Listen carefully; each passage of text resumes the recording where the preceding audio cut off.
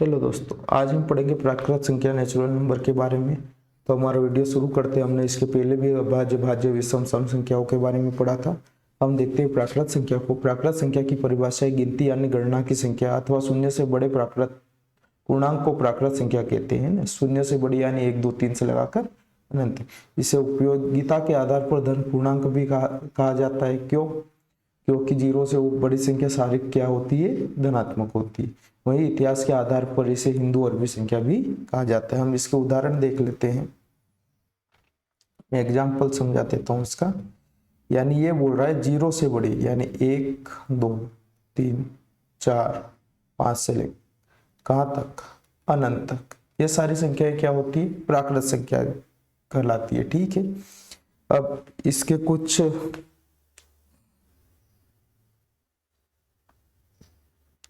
औसत निकालने के कुछ सूत्र भी देख लेते हैं। प्राकृत संख्याओं का औसत कैसे निकलता है और किस समय किस सूत्र का इस्तेमाल होता है। तो लगातार n तक विषम प्राकृत संख्याओं को का योग लिखने के लिए क्या करते हैं हम? n तक है ना, n बटे 2 + 1। ठीक है। उसके बाद यानी ये होगा हो प्लस यहाँ लगेगा पूरी संख्या में n बटे 2 और यहाँ पर +1 है ना, इसका ध्यान रखना। नहीं तो आप 2 में 1 जोड़ दोगे तो मैं सीधे 3 ही लिख देता, उसको ऐसे लिखने की जरूरत नहीं पड़ती। लेकिन ये n/2 +1 है। ठीक है, मैं इसको मिटा लेता हूँ। उसके बाद है प्रथम n प्राकृत सम संख्याओं का औसत निकालना हो तो क्या करेंगे? n+1 लिखेंगे। उसके बाद प्रथम n प्राकृत विषम संख्याओं का औसत निकालना हो तो सिर्फ n लिखेंगे। उसके बाद लगातार n तक विषम प्राकृत संख्याओं का औसत निकालना हो तो क्या लिखेंगे? n+1 बटे 2। यानी ये अलग अलग समय पर अलग अलग सूत्रों का उपयोग किया जाता है। ठीक है। ये हमने सूत्र किसके देख लिए? विषम, सम से संबंधित सारे सूत्र हमने देखे। इसके बाद प्राकृत संख्या संबंधित महत्वपूर्ण कुछ तथ्य है। प्राचीन इतिहास के आधार पर इसे हिंदी अरबी संख्या कहा जाता है। हिंदी अरबी संख्या है ना, जो अपन ने परिभाषा में भी लिख रखा है। समुच्चय में शून्य को प्राकृत संख्या मान लेते हैं। बाकी जगह शून्य से बड़ी यानी 1 से शुरू होता है, लेकिन समुच्चय में शून्य को भी प्राकृत संख्या ही मान लेते हैं। प्राकृत संख्या पद्धति का एक भाग है ना। प्राकृत संख्या पद्धति का एक भाग है। ठीक है। इसे n द्वारा सूचित किया जाता है। हमने देखा n क्यों? क्योंकि देखो ये यहाँ पर प्राकृत संख्या में क्या लिख रखा है? Natural number. यानी इसका जो n है इससे हम इस प्राकृत संख्या को परिभाषित करते हैं।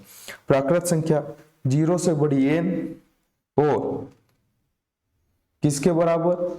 या तो n किससे बड़ा होगा?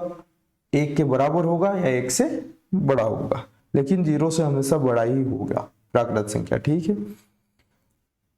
समुच्चय में n0 लिखते हैं ना। समुच्चय में अपन क्या लिख लेते हैं इस संख्या को? n0। तो इसका क्या हो जाता है? ये समुच्चय में इसलिए लिखते क्योंकि 1, 2, 3 से लगा कर ये अनंत तक इसका समुच्चय बन जाता है, इसलिए 0 को भी इसमें ले लिया जाता है। ठीक है। इस संख्या में एक इकाई की लगातार बढ़त होती है ना। इस संख्या में क्या है?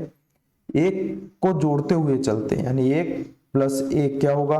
2, फिर 2 + 1 क्या होगा? 3। यानी ये क्या है? इसमें क्या है? सब में 1 जुड़ेगा तो अगली संख्या प्राप्त होगी, इसमें 1 जुड़ेगा तो अगली संख्या। यानी 1 की बढ़त होती है प्राकृत संख्या में, है ना। ऐसा नहीं कि आपने आधा भी जोड़ दिया और बोल दिया प्राकृत संख्या। हमेशा पूर्णांक होगी, इसलिए 1 की बढ़त होगी। ठीक है। इससे संबंधित कुछ महत्वपूर्ण प्रश्न हम देख लेते हैं। सबसे बड़ी प्राकृत संख्या कौन सी है? आपको मैंने बताया कहां से शुरू होती है? 1 से। लेकिन सबसे बड़ी प्राकृत संख्या क्या है ना? प्राकृत 1 से अनंत तक होती है। तो सबसे बड़ी प्राकृत संख्या क्या होगी? अनंत, जिसको हम डिफाइन नहीं कर सकते। और सबसे छोटी क्या होगी? 1। ठीक है। तो बड़ी क्या होगी? अनंत। ये बड़ी है जिसको हम डिफाइन नहीं कर पा रहे हैं, और ये क्या है? सबसे छोटी प्राकृत संख्या है। ठीक है। फिर सबसे छोटी प्राकृत संख्या कौन सी है? 0 से बड़ी और 1 से शुरू होती है तो 1 सबसे बड़ी होगी। सबसे छोटी प्राकृत संख्या 0 होगी। क्या सभी प्राकृत संख्या पूर्ण संख्या है? 0 से अनंत तक सभी प्राकृत संख्या पूर्ण संख्या है। क्यों पूर्ण है? क्योंकि इसमें एक की बढ़त होती है ना।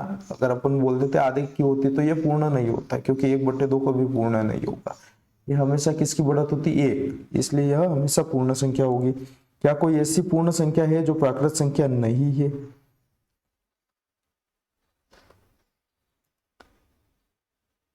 क्योंकि प्राकृत संख्या कहाँ 1 से शुरू होती है, तो ऐसी कोई संख्या नहीं है जो पूर्ण नहीं हो।